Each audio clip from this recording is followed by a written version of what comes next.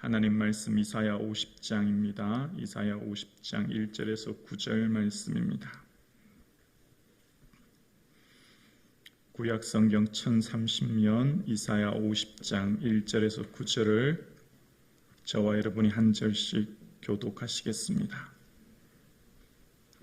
합독하시겠습니다. 함께 합독하시겠습니다. 이사야서 50장 1절에서 9절을 다 함께 봉독하시겠습니다. 함께요. 나 여호와가 이같이 말하노라. 내가 너희의 어미를 내보낸 이혼 증서가 어디 있느냐? 내가 어느 체주에게 너희를 팔았느냐? 보라, 너희는 너희의 죄악으로 말미암아 팔렸고 너희의 어미는 너희의 배역함으로 말미암아 보냄을 받았느니라. 내가 왔어도 사람이 없었으며 내가 불러도 대답하는 자가 없었음은 어찌 됨이냐? 내 손이 어찌 짧아 구속하지 못하겠느냐?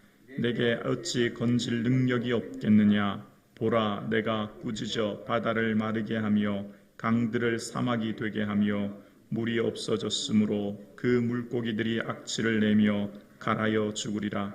내가 흑암으로 하늘을 입히며 굵은 배로 덮느니라. 주 여호와께서 학자들의 혀를 내게 주사 나로 곤고한 자를 말로 어떻게 도와줄 줄을 알게 하시고 아침마다 깨우치시되 나의 길을 깨우치시사 학자들같이 알아듣게 하시는도다. 주 여호와께서 나의 귀를 여셨으므로 내가 거역하지도 아니하며 뒤로 물러가지도 아니하며 나를 때리는 자들에게 내 등을 맡기며 나의 수염을 뽑는 자들에게 나의 뺨을 맡기며 모욕과 침뱉음을 당하여도 내 얼굴을 가리지 아니하였느니라. 주 여호와께서 나를 도우심으로 내가 부끄러워하지 아니하고 내 얼굴을 부싯돌같이 굳게 하였으므로 내가 수치를 당하지 아니할 줄 아노라. 나를 의롭다 하시는 이가 가까이 계시니 나와 다툴 자가 누구냐? 나와 함께 설지어다. 나의 대적이 누구냐? 내게 가까이 나올지어다. 보라, 주 여호와께서 나를 도우시리니 나를 정죄할 자가 누구냐? 보라, 그들은 다 옥같이 헤어지며 좀이 그들을 먹으리라. 아멘. 주 예수 그리스도의 은혜와 하나님의 평강이 오늘 이 새벽 주임을 예배하는 모든 성도님들의 삶 위에 충만하기를 주의 이름으로 축복합니다. 아멘. 고난이 오면 고난에 오는 태도에 따라 삶의 모습이 달라집니다. 고난이 오면 우리는 하나님 나를 왜 버리셨습니까? 하나님 나를 왜 이렇게 내버려 두십니까? 왜 나의 기도를 들어 응답해 주지 않으십니까? 라고 하나님 앞에 원망하게 되죠. 마치 이사야서 49장 14절 말씀처럼 나를 버리시며 주께서 나를 잊으셨다 하거니와 라고 하는 말처럼 우리의 삶 가운데 고난과 역경이 닥치면 우리는 마치 하나님이 나를 버리신 것 같은 삶의 공고함 속에 빠지게 되어집니다.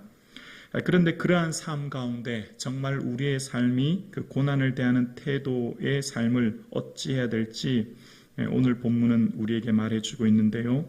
오늘 본문에 먼저 이렇게 말합니다. 나 주 여호와가 이같이 말하노라.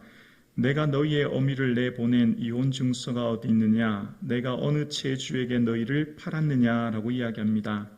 이혼 증서는 혼이 하나님께서는 이스라엘과 하나님과의 관계를 부부 관계로 묘사하시고 남편이 여인 아내가 이혼할 때 신명기 24장에 보면 이혼 증서를 내어주게 되어 있죠. 그러니까 남편이 사랑이 없어서 아내 측면에서 보면 마치 남편이 사랑이 없어서 나와 이혼한다 생각하게 되죠. 또 체주에게 팔았다라고 하는 것, 엘리사 선지자의 생도 두 아들 빚져서 판 것 기억나시죠? 그러니까 아버지의 능력이 없어서 우리를 팔았다. 아들의 입장에서 보면 그런 겁니다. 그러니까 오늘 본문에 하나님께서는 이스라엘과의 관계 속에 부부관계로 마치 하나님이 우리를 사랑이 없어서 우리와 이혼하셨다. 아들의 입장으로 보면 아버지와 아들의 입장으로 관계로 또 설명을 하시는데요. 아들의 입장에서 보면 하나님은 무능하셔서 우리를 이렇게 이방에 팔게 하셨다. 그렇게 오해하게 된다는 거예요. 지금 이사야서 50장은 바벨론 포로 상황 가운데 있거든요. 그러니까 이스라엘 백성들이 당하는 고난, 왜 이 고난이 왔냐? 하나님 잘못이라는 거죠. 하나님 탓이라는 거죠. 하나님 마치 이혼 증서를 준 것처럼 여인을 버리는 사랑이 없는 남편, 아들을 채죽에 팔 수밖에 없는 무능한 남편으로 그들은 생각했다는 겁니다. 우리의 삶 가운데 고난이 오면 우리는 그 고난이 마치 하나님이 나를 버리셨거나 혹은 환경 탓 혹은 나를 이렇게 고통스럽게 하는 그 사람 잘못, 내게는 나를 힘들게 하는 그 사람 때문에 나는 괴롭다라고 말하는데, 오늘 본문은 이렇게 말합니다. 보라, 너희는 너희의 죄악으로 말미암아 팔렸고 너희의 어미는 너희의 배역함으로 말미암아 내 보냄을 받았느니라 라고 이야기합니다. 그 고난의 원인을 나로부터 찾으라는 것이죠. 내가 변화될 때 삶의 모든 것이 변화되기 시작한다는 거예요. 그러니까 하나님 탓이다, 사람 탓이다, 누구 환경 탓이다가 아니라는 거죠. 너로부터, 너의 삶의 중심으로부터 원인을 찾고 변화되어야 된다는 겁니다. 돌이킴이 바로 회개죠. 너의 죄, 너의 삶을 먼저 돌아보라는 것입니다. 그러면서 2절에 말합니다. 내가 왔어도 사람이 없었으며 내가 불러도 대답하는 자가 없었으면 어찌 됨이냐? 내 손이 어찌 짧아 구속하지 못하겠느냐? 내게 어찌 건질 능력이 없겠느냐라고 이야기합니다. 하나님은 이스라엘 백성들에게 내가 손이 짧아서 구원하지 못하느냐? 내가 건질 능력이 없어서 너희를 못 건지느냐? 아니라는 거죠. 이스라엘 백성들은 하나님께 원망하고 하나님께 불평하지만 하나님은 그렇게 무능한 하나님이 결코 아니라는 거예요. 그들을 건질 능력이 없거나 그들을 구원할, 손이 짧아서 구원하지 못하는 그런 하나님이 아니라는 겁니다. 하나님께서는 어떤 분이시냐를 2절 후반절에 말합니다. 내가 꾸짖어 바다를 마르게 하며 강들을 사막이 되게 하며 물이 없어졌으므로 그 물고기들이 악취를 내며 갈아여 죽으리라. 내가 흑암으로 하늘을 입히며 굵은 배로 덮느니라. 애굽의 10가지 재앙 때 하나님께서 행하신 일들, 또 홍해와 그 일들을 기억하라. 내가 얼마나 능력 있는지를 너희는 기억하라는 겁니다. 하나님의 전능하심을 너희들은 과거의 사건을 돌아보며 기억하라라는 것입니다. 그러니까 인생에 만난 고난 앞에 우리는 하나님 탓입니다. 하나님께 원망하고 그 사람 잘못입니다. 그 사람 탓하고 이 환경 때문입니다. 환경 탓하는 것이 아니라 나의 삶을 돌아보며 하나님의 전능하심과 그 능력의 지혜 앞에 나의 삶을 먼저 돌아보라는, 회개케 하는 말씀으로 우리를 이야기하십니다. 우리의 삶 가운데 가장 어렵고도 쉬운 것이 나의 삶이 변화되는 것 아니겠습니까? 세상에 가장 어려운 것이 내가 변화되는 것이죠. 또한 반면에 가장 쉬운 것이 내가 변화되는 거예요. 타인을 변화시키고 환경을 변화시키고 다른 어떤 것을 변화시키는 것은 얼마나 어려운가를 우리는 느낍니다.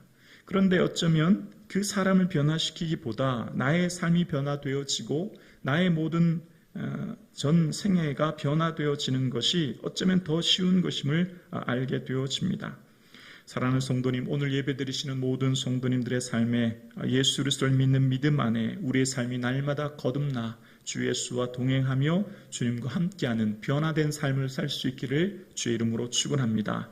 그러면서 4절입니다. 주 여호와께서 학자의 혀를 내게 주사 나로 곤고한 자를 말로 어떻게 도와줄 줄 알게 하시고 아침마다 깨우치시되 나의 귀를 깨우치시사 학자들 같이 알아듣게 하시는도다.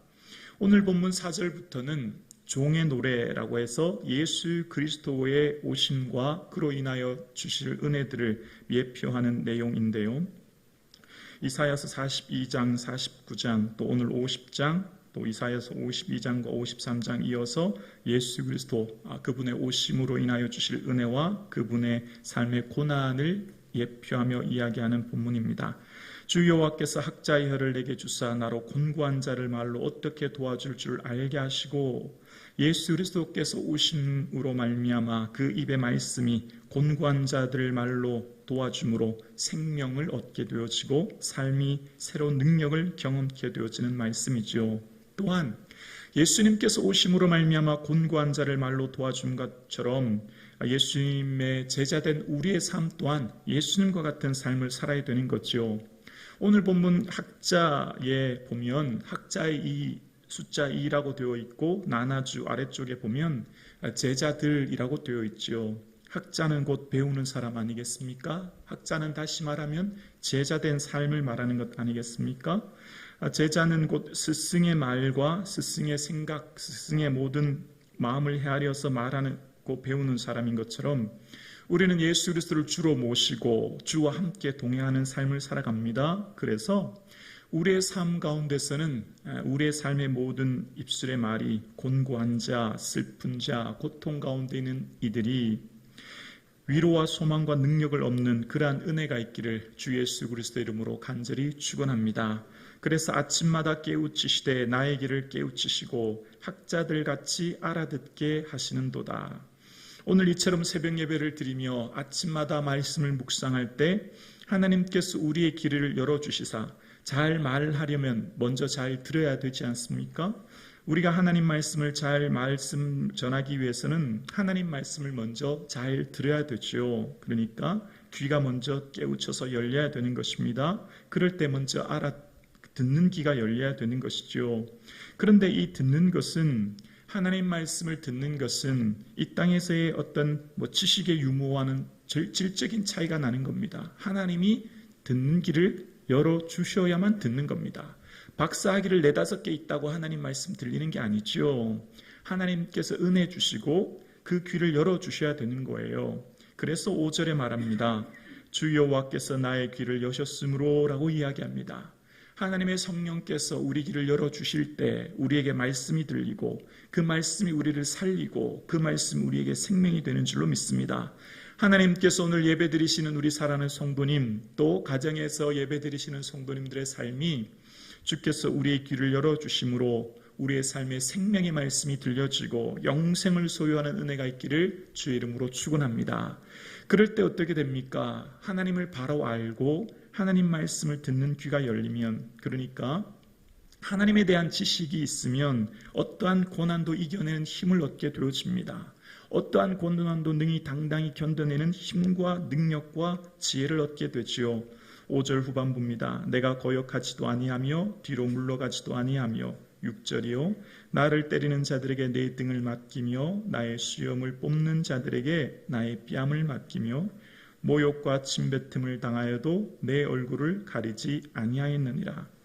종의 노래죠. 예수님이 오심으로 말미암아 예수님께서 당하시는 고난, 뺨 맞고 침뱉음 당하고 얼굴을 맞으시는 그 고통이 나를 위한 고통이요. 또한 그 고통, 예수님의 그 참으심의 고통으로 인하여 우리가 구원을 얻게 되었지요.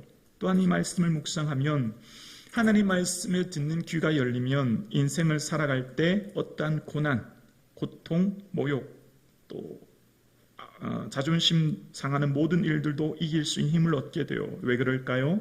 예수님께서 뺨을 맞고 침뱉음 당하고 얼굴을 맞으셨기에 예수님의 그 십자가가 날 위한 것임을 우리는 알기에 그 예수님의 당하신 고난을 우리도 능히 당할 수 있고 또 예수님께서 지신 그 십자가를 내가 지기에 내가 그 십자가 안에 죽기에 우리는 그 고난, 그 십자가가 질 수 있는 힘을 얻게 됩니다. 예수님이 나를 위해 지신 그 십자가 나도 질 수 있고 내가 지기에 그 침뱉음, 뺨맞음, 얼굴도 맞음도 우리는 견딜 수 있는 힘을 얻게 되는 거죠.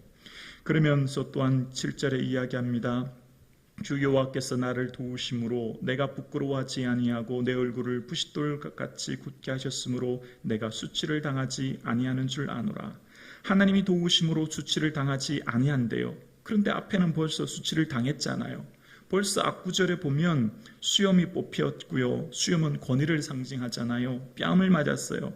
뺨은 인간의 존엄성을 말하는데 인간의 완전한 존엄성도 모멸감을 느끼는 침뱉음 당하고 뺨 맞고 그런 것들을 이미 다 당했잖아요. 그런데 수치를 당하지 아니한 줄 안다고 이야기합니다. 예수님은 그것이 전혀 수치라고 생각하지 않으셨어요. 예수님은 그것이 전혀 부끄럽지 않으셨어요. 왜냐하면 나를 살리시는 것이기 때문에 왜냐하면 날 향한 그 수치이기 때문에 전혀 예수님은 그것을 수치라고 생각하고 여기지 않으셨다는 거예요. 나를 살리기 위해 예수님께서는 그것을 묵묵히 지셨다는 거죠. 그래서 예수님께서는 8절입니다. 나를 의롭다 하시는 이가 가까이 계시니 나와 다툴 자가 누구냐? 나와 함께 설지어다. 나의 대적이 누구냐? 내게 가까이 나올지어다. 예수님은 의롭다함을 받으셨습니다. 십자가 지시고 죽으심은 그 사건은 하나님 도우심으로 의롭다 되셨고 그 대적 사단 마귀를 이겨 승리하게 되었죠. 마찬가지 우리도 그렇습니다. 우리는 죄인이지만 예수님의 십자가로 우리는 모두가 의롭다함을 얻은 것입니다.